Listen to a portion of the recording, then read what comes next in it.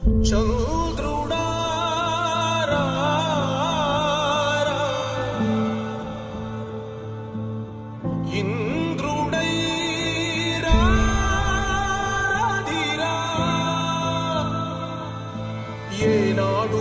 నీ పరిపాలన మాకు వరం, నీ వల్లే ఈ రాష్ట్రపు సంక్షేమం సత్యం నిత్యం సఫలం. జనగణ మంగళ గాయకుడా, ఘనమగు చరితల నాయకుడా, పలుతరములు మము పరిపాలించర స్వామికుడా. నవయుగ మేధో సైనికుడా, సమయము తెలియని సేవకుడా, యువన వ్యాంధ్రకు ప్రగతిని చూపర సాధకుడా, వైతాళికుడా. లేకుండా పోయినా ఎక్కువ శాతం మా వాళ్ళని చదివించుకోవటం కానీ చేయటం కానీ ఇలాంటిది ఇప్పుడు దాకా ఇంత ముందు తరం వరకు కూడా ఎలాంటి ఇది లేదు, ప్రోత్సాహం లేదు. కాబట్టి మాకు గ్రూప్ డీలో నుంచి ఏలోకి మార్చేదానికి చంద్రబాబు నాయుడు గారు మేనిఫెస్టోలో కూడా పెట్టించడం జరిగింది. దాన్ని మీరు రేపు ఎమ్మెల్యేగా ప్రమాణ స్వీకారం చేసిన తర్వాత మాకు దాన్ని సహకరించవలసిందిగా ముఖ్యంగా మిమ్మల్ని వేడుకుంటున్నాం. అడగకుండానే అడిగేశారు.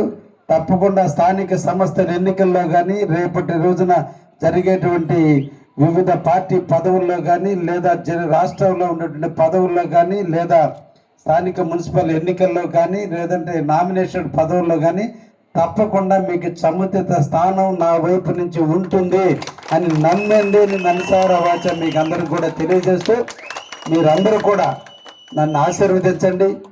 కావలి వాస్తవుడిగా నేను కష్టాలు నష్టాలు బాధలు అన్నీ అనుభవించి 55 సంవత్సరాల పూర్తి చేసుకుని నేడు నాకున్నటువంటి ఆస్తిని నాకున్న వ్యాపారాన్ని అన్నిటినీ పక్కన పెట్టి నాకు నిరంతరం సేవ చేయాలని ఒక తపన, ఆ తపనతోనే ఎదిగాను.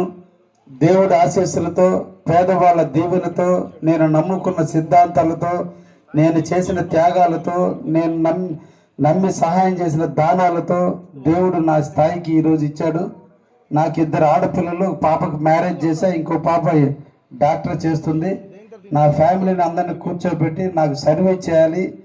నేను పోయేటప్పుడు ఆస్తులతో కాదు, పోయేటప్పుడు కీర్తి ప్రతిష్టలతో పోవాలనే రాజకీయ సంకల్పంతో వచ్చాను. కాబట్టి ఏ మచ్చలేని జీవితాన్ని అందించాలని, ఏ ఒక్క ఇబ్బందికరమైన పరిస్థితి రానికుండా చూడాలని వచ్చినటువంటి వ్యక్తిని. అందుకనే నేను నిరంతరం కూడా ప్రజాసేవ చేయాలని ఒక సంకల్పంతో రాజకీయాలకు వచ్చా. నాకంటూ ఒక అవగాహన ఉంది. ఈ పట్టణ అభివృద్ధిని ఎలా మార్పు తీసుకురావాలి, ప్రజల యొక్క లైఫ్ స్టైల్ని ఎలా మార్చాలి, పేదవాడిని ధనవంతుడిగా ఎలా పెంచాలి. ధనవంతులుగా పెరిగిపోతున్నారు. ఒక నిరుపేదవాడు కూడా కోటేశ్వరుడు అవ్వచ్చనే దానికి నేను నిదర్శనం. నేను 1986లో డిగ్రీ చదివే రోజుల్లోనే ఎద్దులతో దున్ని పొలంలో నారు నాటి చెంగత్తు లేచి ఎద్దులతో కుప్ప నురిచి అన్నీ చేసినటువంటి వ్యక్తినే. అంత నిరుపేద కుటుంబంలో పుట్టిన నన్ను నేను కూడా ఒక స్థాయికి వెళ్ళాను అంటే ఆటోమేటిక్గా కొన్ని అలవరుచుకున్న రోజున మనం విజయం సాధించగలం. అటువంటి విధానాన్ని ప్రజలకి తీసుకొచ్చి ప్రజల్లో మార్పును తీసుకొచ్చి క్రమశిక్షణ అలవాటు చేసి ఒక ఉన్నతమైన శిఖరాలకు కొంతమందిని తీసుకురాగలిగితే ఒక వ్యక్తి ఒక స్థాయికి వెళ్ళాడంటే డైరెక్ట్ ఆర్ ఇండైరెక్ట్ ఒక 5-6 వేల కుటుంబాలకి అతను ఆదర్శవంతుడిగా తయారవుతాడు. కావలిలో అటువంటి కొంత సమాజాన్ని తీసుకురావాలి. ఈ ప్రాంత పిల్లల అభ్యున్నతికి తోడ్పడాలి. కావలిని ముఖ్యంగా ఇండస్ట్రియల్గా అభివృద్ధి తీసుకురావాలి. ఒక పక్క వ్యవసాయం బాగా జరుగుతుంది, దానికి తోడు కావలి చుట్టుపక్కల కానీ ఇండస్ట్రియల్ కానీ తీసుకురాగలిగితే ఈ కావలిని మనం ఇంకేం చేయబోలే, అదే మారిపోద్ది. అటువంటి పరిస్థితులు, అటువంటి వనరులు ఉన్న కావలిని గత పాలకుల నిర్లక్ష్యం, ప్రజల్లో చైతన్యం వస్తే చైతన్యవంతులను ఓట్లాడడం చాలా కష్టం. అదే చైతన్యం లేకపోతే గుంతలు ఇచ్చే అవకాశాలు ఉన్నా ఏ ఒక్క దాన్ని కూడా పాలకుల నిర్లక్ష్యం, ప్రజల్లో చైతన్యం వచ్చిన రోజు, విప్లవం వచ్చిన రోజు ఓట్లు ఎటువంటి మారిపోతాయి. కాబట్టి ఆ ఓటు బ్యాంకు చెక్కు చెదరనీయకుండా గుత్తాధిపత్యంలో పెట్టుకోవాలి అనే స్వార్థంతో పాలకులు చేసినారు. వీటన్నిటిని విరుగుడు చేసే నిమిత్తం నేను రాజకీయాలకు వచ్చానే తప్ప నాకు నెలవారీ కొన్ని కోట్ల రూపాయల ఇన్కమ్ను కూడా పక్కన పెట్టి నేను నిరంతరం నిడారంబర జీవితాన్ని అనిపించేదానికి రాజకీయాలకు వచ్చా.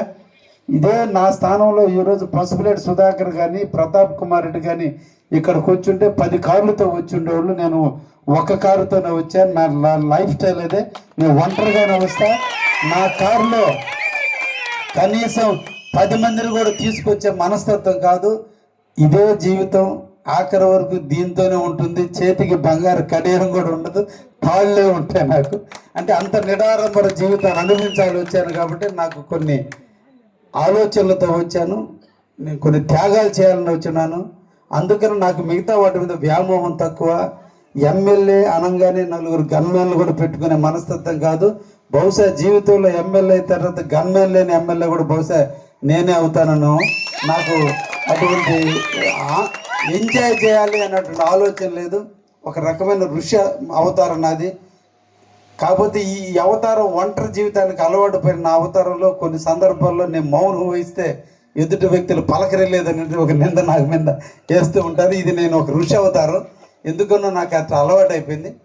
తప్పకుండా మీతో మీరు వేరు మేము వేరు కాదు, మనందరం ఒకటే.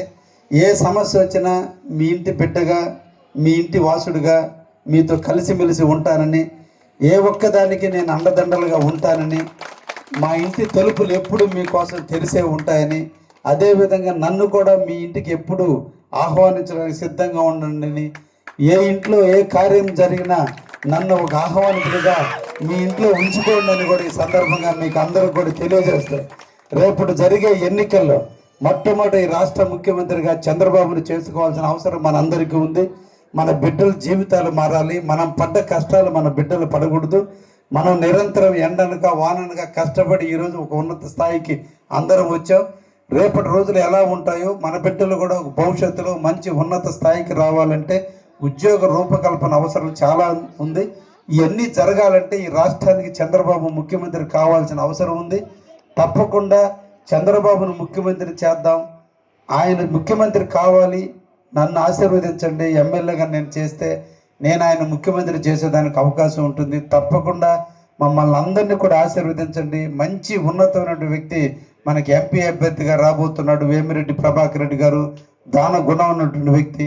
తప్పకుండా ఆయన చేత కూడా మీ కమ్యూనిటీ వాళ్ళకి కొంత అమౌంట్ కూడా నేను సహాయం చేపిస్తానని కూడా ఈ సందర్భంగా మీకు అందరికీ కూడా తెలియజేస్తూ, అందరూ కలిసిమెలిసి రేపు రాష్ట్ర జరిగిన ఎన్నికల్లో తెలుగుదేశాన్ని ఆశీర్వదించండి. తెలుగుదేశానికి ఓటేసి నాకు మంచి మెజార్టీని ప్రసాదించమని చెప్పి నా కృష్ణ బలిజ వస్తువులు అందరినీ కూడా పేరు పేరున కోరుకుంటూ, మీరు మాట్లాడే ప్రతి భాషలో కృష్ణారెడ్డి ఉంటాడు కాబట్టి కృష్ణారెడ్డి విజయం మీ విజయంగా భావించి, ఇది కృష్ణ బలిజ విజయంగా భావించి నన్ను గెలిపించండి అని చెప్పి సందర్భంగా మిమ్మల్ని అందరినీ కోరుకుంటూ ఈ అవకాశం ఇచ్చినటువంటి సోదరులందరికీ పేరు పేరున ధన్యవాదాలు తెలియజేస్తూ